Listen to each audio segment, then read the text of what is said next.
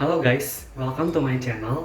Di video kali ini gue akan menceritakan opini gue terkait sebenarnya perlu nggak sih minum suplemen vitamin?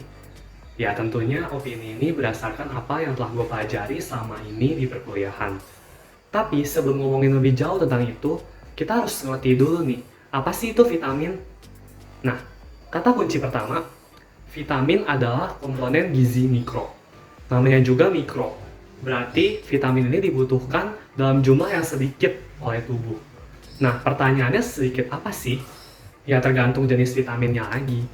Tapi biasanya per hari vitamin itu dikonsumsi dalam jumlah miligram atau bahkan mikrogram. Nah, bagi kalian yang belum tahu apa itu miligram dan mikrogram, kalau di rumah kalian ada sendok teh yang kecil itu tuh, nah satu sendok teh itu setara kurang lebih dengan 5 gram. Dan 1 gram itu sama dengan 1000 mg dan 1 juta mikrogram. Nah, udah lebih kebayangkan miligram sama mikrogram tuh sesedikit apa sih? Oke, kata kunci kedua, vitamin adalah senyawa organik. Nah, organik ini berarti vitamin ini sebenarnya berasal dari makhluk hidup. Tapi sayangnya makhluk hidup yang bisa memproduksi vitamin ini bukan manusia. Jadi kita sebagai manusia butuh asupan vitamin dari luar. Entah itu misalnya buah, sayur, daging, susu, kacang-kacangan, dan berbagai jenis makanan lainnya. Kata kunci ketiga, vitamin berperan sebagai zat pengatur. Disebut pengatur karena vitamin bisa membantu fungsi metabolisme. Menurut KBBI, metabolisme adalah proses penguraian dan pembentukan zat di dalam tubuh sehingga memungkinkan berlangsungnya hidup. Nah, kalau dibuat jadi kalimat yang lebih simpel, intinya metabolisme berbicara tentang bagaimana komponen dalam makanan itu bisa dicerna, diserap, dan digunakan dalam tubuh, misalnya sebagai sumber energi.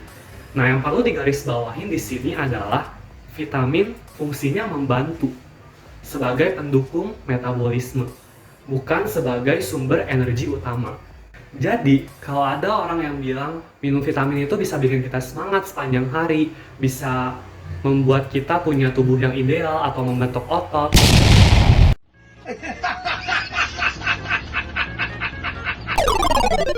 Cara kerjanya bukan seperti itu ya guys. Nah, yang penting untuk kita ketahui juga tentang vitamin nih, secara umum vitamin dikategorikan jadi dua kelompok besar, vitamin larut air dan vitamin larut lemak. Contoh vitamin larut air adalah vitamin C dan vitamin B kompleks yang totalnya ada 8 jenis. Sedangkan vitamin larut lemak, contohnya adalah AD, vitamin A, D, E, dan K. Nah, perbedaan kelarutan ini juga membuat cara kerjanya berbeda di dalam tubuh. Kalau vitamin larut air bisa langsung disalurkan ke seluruh tubuh melalui darah, karena plasma darah pada dasarnya tersusun dari air. Beda halnya dengan vitamin larut lemak yang membutuhkan protein khusus sebagai transportasi untuk membawa vitamin tersebut ke seluruh tubuh melalui darah. Tapi sayangnya vitamin larut air ini nggak bisa disimpan di dalam tubuh. Jadi kalau dikonsumsi berlebihan, otomatis vitamin ini akan dibuang keluar melalui kencing. Sehingga vitamin B dan vitamin C butuh dikonsumsi secara rutin setiap harinya supaya kita tidak kekurangan vitamin tersebut. Beda halnya dengan vitamin larut lemak yang bisa disimpan pada jaringan lemak di dalam hati.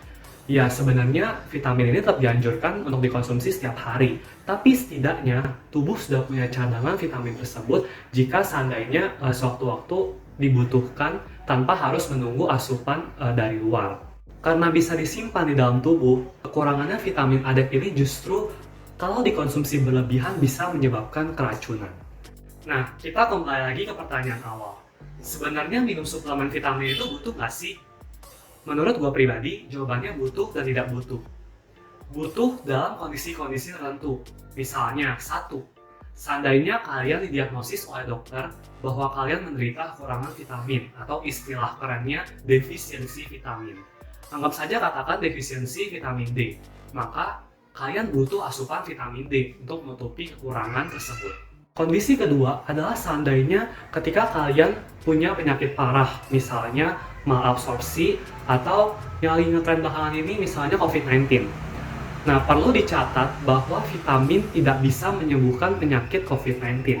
Tetapi setidaknya dengan mengonsumsi vitamin, dalam menjalankan perannya untuk membantu fungsi metabolisme tubuh, Vitamin ini bisa turut serta untuk membantu tubuh kita menjadi lebih sehat dan bugar melawan penyakit tersebut.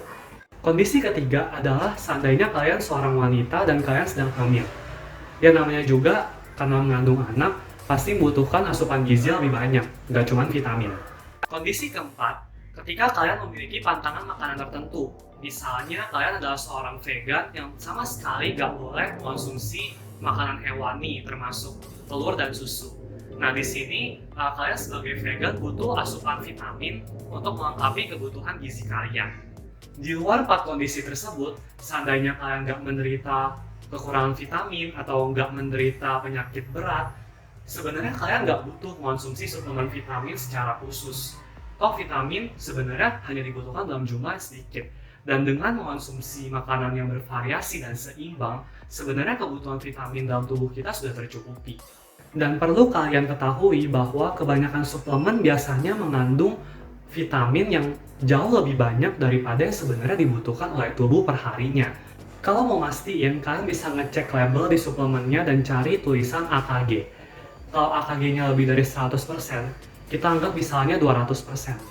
Berarti kandungan vitamin dalam suplemen tersebut 2 kali lebih banyak daripada yang sebenarnya dibutuhkan oleh tubuh kita. Seperti yang sebelumnya gue udah jelasin, kalau vitamin B dan C yang larut air, kalau dikonsumsi berlebihan pada akhirnya akan dibuang keluar tubuh melalui kencing.